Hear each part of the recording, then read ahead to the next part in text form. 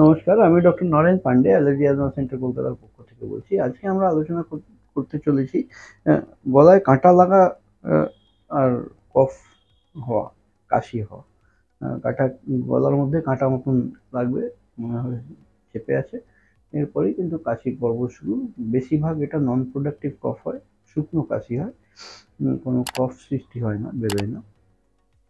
এটা বেদনাদায়ক। এটা নিয়ে আমরা আজকে আলোচনা করতে চলেছি। আপনারা যারা নতুন দর্শক এসেছেন ওনাদের অনুরোধ করবো লাইক, সাবস্ক্রাইব, কমেন্ট, শেয়ার করে যেতে, এবং স্বাগত জানাই। আর পূর্ণ দর্শক যারা লাইক, সাবস্ক্রাইব, কমেন্ট, শেয়ার করছেন ওনাদের অনেক অনেক ধন্যবাদ। আমাদের এখানে পরিষেবা নেওয়ার জন্য আর 500 টাকা অগ্রিম লাগে, যেটার জন্য আপনারা নিচে দেওয়া নাম্বার 7278034776 যোগাযোগ করে নিতে পারেন। আর আমরা কলকাতায় শিয়ালদা স্টেশনের পাশে হাঁটা পথ মৌলালি মাজার, তার বাঁদিকে পাশ দিয়ে যে রাস্তা বেরোচ্ছে তাতে প্রবেশ করে একটা বাড়ি ছেড়ে দ্বিতীয় বাড়িতে আমরা অবস্থিত, অর্থাৎ মৌলালি মাজার এবং ইন্টালি সিনেমা হলের মাঝখানের বাড়িতে আমরা অবস্থিত। ভিডিও এখনো যদি না সাবস্ক্রাইব করে থাকেন তাহলে দয়া করে সাবস্ক্রাইব করে যাবেন, আর ভিডিও পছন্দ হলে একটা লাইক দেবেন। যেটা আমরা মূল আলোচনায় ফিরে আসি। এই গলায় কাঁটা দিয়ে কফ সৃষ্টি হওয়া, গলায় কাঁটা মতন পরিস্থিতি, গলা খুসখুস করা, এই খুসখুস করাতে কাশি হওয়া, এই সিজনাল চেঞ্জ হলে তখন বেশি বৃদ্ধি পায়। এগুলো অল্প বিস্তর সারা বছরই লেগে থাকে, কিন্তু চিকিৎসার মধ্যে দেখতে গেলে আমরা যদি অ্যান্টি অ্যালার্জিক, অ্যান্টি হিস্টামিন ওষুধগুলো ব্যবহার করি, বা এই জাতীয় যে অ্যান্টি ইনফ্ল্যামেটরি ওষুধ যেগুলো অ্যালার্জি দমন করে, সেরকম ওষুধ ব্যবহার করলে কিন্তু কাশিতে সুরাহা হয়। আর অনেক সময় এরকম শুকনো কাশি হয় পোস্ট ন্যাজাল ড্রিপের ক্ষেত্রে। পোস্ট ন্যাজাল ড্রিপের ক্ষেত্রে মানে এটা নাকের অ্যালার্জি, নাক থেকে অ্যালার্জি হয়ে ওই কফটা নিচের দিকে নেমে যায়, বলে পোস্ট ন্যাজাল ড্রিপ, নিচে গিয়ে গলায় সুরসুরি দেয়, আর তাতেই কিন্তু কফ হতে আরম্ভ করে। কাশি এমনই একটা জিনিস, কাশি মনে হয় লোকে সিম্পলি কাশছে কাশছে, নট দ্যাট।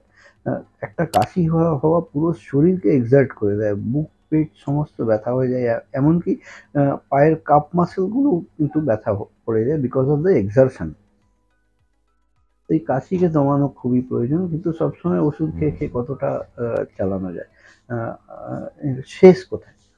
শেষ দেখতে গেলে যেহেতু অ্যান্টি অ্যালার্জিক ওষুধগুলো দিলে রিলিফ হয়, সেই জন্য আমাদের খোঁজার প্রয়োজন আছে অ্যালার্জি কোথা থেকে আসছে, উপসর্গ কোথায়। সেই অ্যালার্জি খোঁজার জন্য আমাদের প্রয়োজন মডিফাইড স্কিন প্রিক, চামড়ার উপরে পরীক্ষা করে চিহ্নিত করা কোন কোন জিনিস আমার শরীরে প্রবেশ করে অ্যালার্জি ক্রিয়েট করছে আর এই কাশির উৎসর্গ তৈরি করছে।